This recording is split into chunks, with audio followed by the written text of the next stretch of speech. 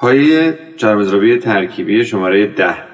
در این پایه ترکیبی ما یک کوادروپله داریم به اضافه یه دولاچنگ و چنگ مثلا در یک مجموعه ترکیبی 6/16 به عنوان نمونه.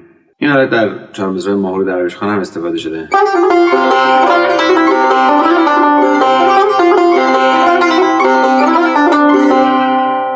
چهار تا نوت در زمان 3 تا نوت و بعدش یه دونه راست چپ عادی که معمولا با حالت کندن همینها اتفاق میفته، با حالت تک به 4.